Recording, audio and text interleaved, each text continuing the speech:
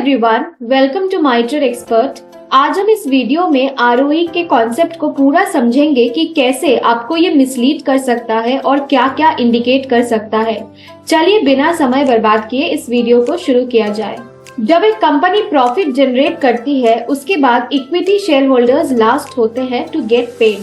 Profit के हिस्से का प्रेफरेंस सबसे पहले दिया जाता है क्रेडिटर्स को, फिर प्रेफरेंस शेयर होल्डर्स को एंड सो ऑन।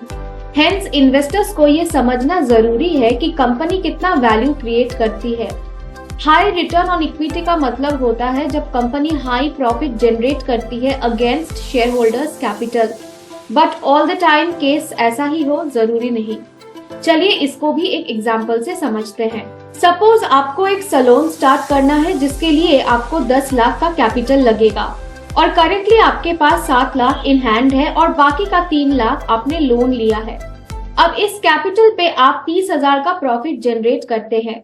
इस केस में जो आरओई आपने अपने बिजनेस से जनरेट किया है वो है profit that is 30,000 divided by share holders capital that is 7 lakh which comes to 4.28% ROE।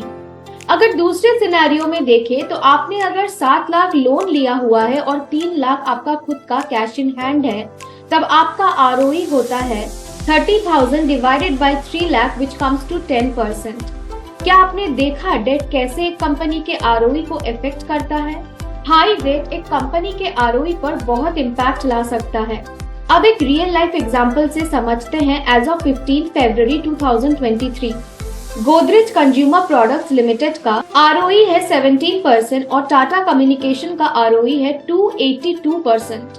क्या इसका मतलब ये है टाटा कम्युनिकेशन गोदरेज कंज्यूमर से बहुत बेटर है? इसका आंसर इन दोनों कंपनीज के डेट टू इक्विटी रेशियो में छुपा है।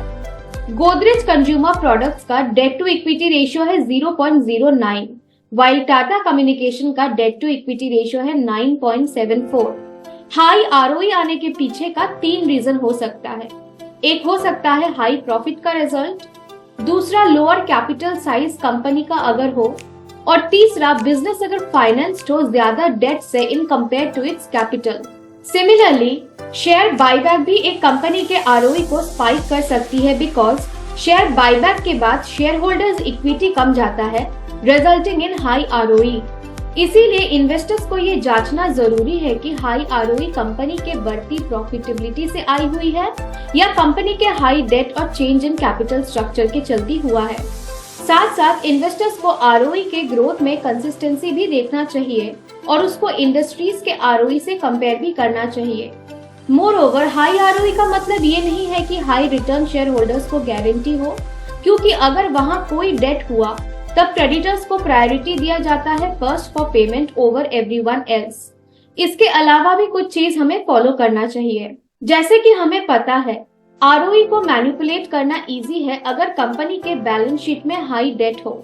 हेंस जब हम कैपिटल इंटेंसिव सेक्टर्स को एनालाइज करते हैं जैसे कि पावर, रिफाइनिंग, रेलवे, टेलीकम्युनिकेशन, तब ROCE हमें बेटर पिक्चर दिखाता है क्योंकि ROCE में डेट को भी इक्वेशन में लेके कैलकुलेट करी जाती है। सूखी घास के ढेर से सुई निकालना आसान है अगर केयरफुली कुछ मैट्रिक्स के मदद से स्टॉक्स को एनालाइज किया जाए। समराइज करके देखें तो अगर एक कंपनी का 0 डेट है तब हमें ROE यूज करना चाहिए सिंस सारे returns are entitled towards the equity share holders in the absence of creditors. Debt नहीं है इसीलिए क्रेडिटर्स को पहले पेमेंट करने का प्रायोरिटी भी नहीं है, जिसलिए शेयर होल्डर्स को सारा बेनिफिट मिलता है। अगर आप एक कैपिटल इंटेंसिव सेक्टर एनालाइज कर रहे हैं तब ROCE को यूज करना चाहिए, ROE को नहीं, क्योंकि ROCE को कैलकुलेट करने वक्त डेट को भी कंसीडर किया जाता है और उससे बेटर पिक्चर आता है ऐसे हेवी इंडस्ट्रीज में। लास्टली जब आप ये सब रेशियोज एनालाइज करते हैं तब पिछले 3 से 5 साल के ट्रेंड्स को भी फॉलो कीजिए और अगर उसमें एक सर्टेन स्पाइक दिखता है तब उसके पीछे का रीजन भी इन्वेस्टिगेट कीजिए। बिना रिसर्च के इन्वेस्टिंग करना मतलब पानी में कूदना बिना उसकी गहराई का पता किए। इसीलिए कोई भी स्टेप लेने से पहले इंश्योर कीजिए आप फुल्ली इन्फॉर्म्ड है। आई होप ये वीडियो आपको अच्छी लगी। अगर हाँ तो हमारे चैनल को सब्सक्राइब करके बेल आइकन को हिट कर दीजिए जिससे लेटेस्ट वीडियो की नोटिफिकेशंस आप तक आते रहे। मिलते हैं ऐसे और एक इन्फॉर्मेटिव वीडियो के साथ, तब तक के लिए धन्यवाद।